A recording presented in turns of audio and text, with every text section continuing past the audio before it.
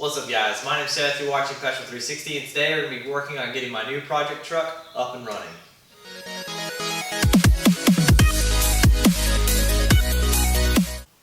Alright guys, if you follow me on Instagram you know I sold a truck recently and that means I have a new spot in the driveway to fill up with another truck. I was cruising around the internet and found the perfect truck for my next project that I've had in my head. So I went ahead and picked it up and well, I'll be honest with you guys, I fell in love with the truck before I even went and looked at it, so I bought a truck that was one I probably should have walked away from because it was a little rougher than I was expecting, but you know, here we are, I've got it home. It was said to be running and driving. That wasn't the case, so we're going to try and get it up and running in this episode.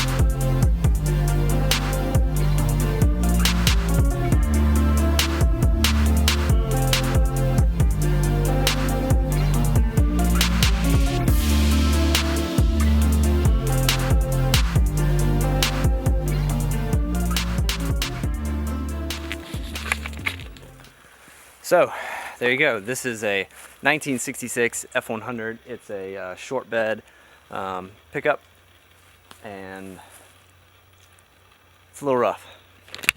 So yeah, this is a 1966 F100 short bed.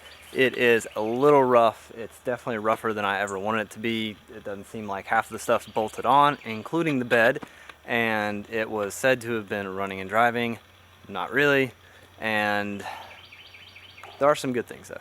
So it already has a Crown Vic front end in it, and it has the 300 cubic inch motor. So a lot of people would say that the 300 inline six is a bad deal, it's a deal breaker, but honestly, I actually want this motor. I haven't owned one. Some of the plans way later on are gonna have to deal with that. And yeah, so let's just dive in a little bit closer. So hopefully from those short clips, you can see this thing is pretty stinking rusty. Nothing's lining up. This fender is not attached over here. It's got rust in the bottom of the cowl. It's got rust up top, especially on the passenger side and up front. The bed was replaced. The old one, what he said, was completely rotted out, and so he found this one, but didn't bother bolting it down. And it has a wood floor with a lot of these corner pieces are actually stainless, and a junk tailgate that I'll probably use for something else.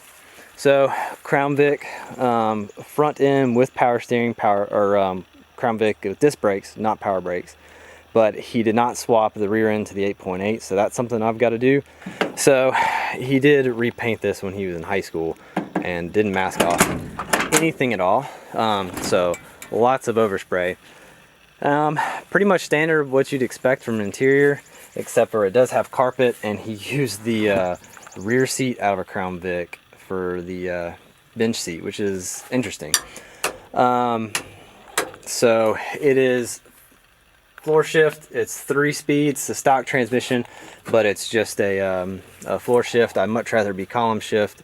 It looks like the fittings at the bottom of the column are still there, but the rods aren't.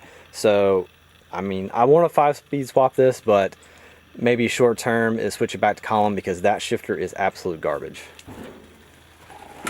All right, and the big block straight 6. So this is a 300.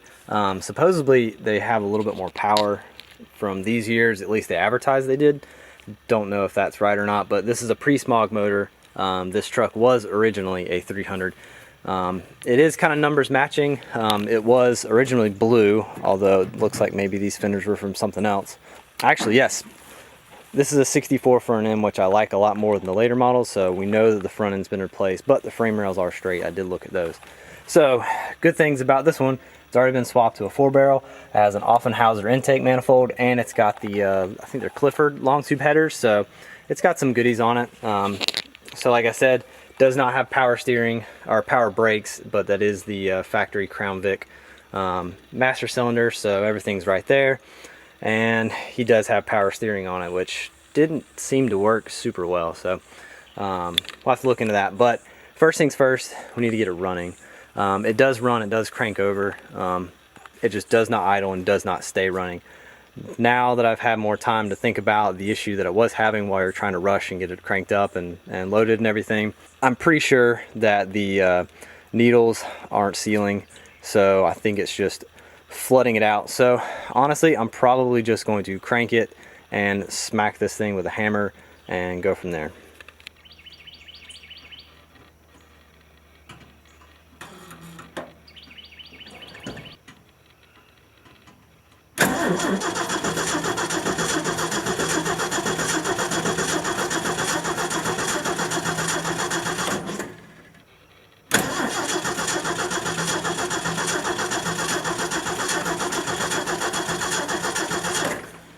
Alright, I got nothing on the first try, and we were messing with the float needle.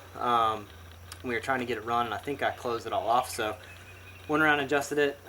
There's no fuel in it, so obviously there's something with the needle in the seat, or the pump is bad. Which I really doubt, because we were flooding it last time.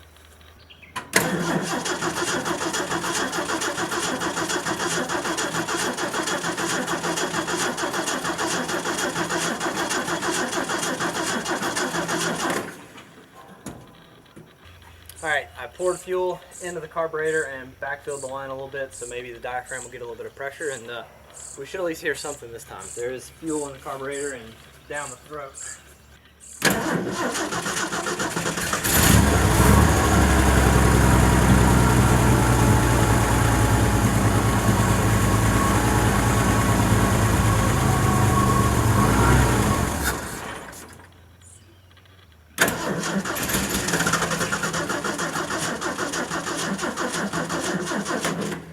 Alright guys, so new day, new location. Last night we just didn't have enough battery to get this thing to crank over, so we just decided to drag it back to my house where I've got all my tools and everything close. Last night I did look through it a little bit, just kind of looking around. Found out that 3 of the spark plugs were completely loose. And then this morning I decided to take a look at the carburetor. Went ahead and pulled it off. There was quite a bit of rusty gas in it. I think it's just what's in the tank is pretty nasty. But got the float adjusted. It was completely shut, so absolutely no fuel is getting in this thing, which explains it. So clean that, put it back on here, primed it with fuel, and we should get it to start up this time. Hopefully it will keep running. So we'll go ahead and give that a shot.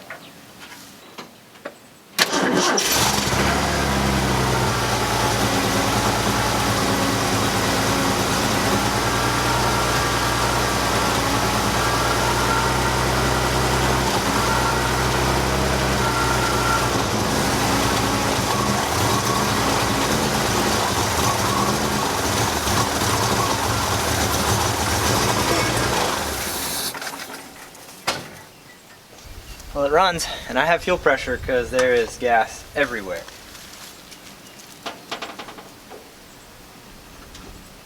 I didn't actually see where it was leaking from, which doesn't help at all. Oh, gas is smoking. That's a good sign. Okay, so transfer tube from the primary to the secondary side of the carburetor. The tube had gone in there sideways, causing a massive fuel leak, so hopefully that's fixed.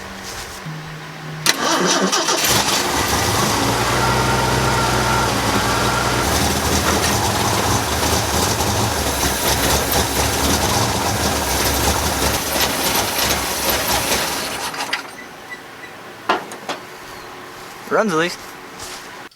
Alright guys, well, we did get the truck up and running. Runs pretty rough, but that was the whole point, is to get it running enough where I can move it around the driveway and everything a little bit. So I've got a long way to go, and honestly, at this point I've made a lot of progress. I've got a bunch of videos that are coming up, so if you like the project, if you like the idea, make sure to follow me on Instagram. Post a lot of stuff about this, and you can be more up to date that way. But make sure you like and subscribe and follow along with the build.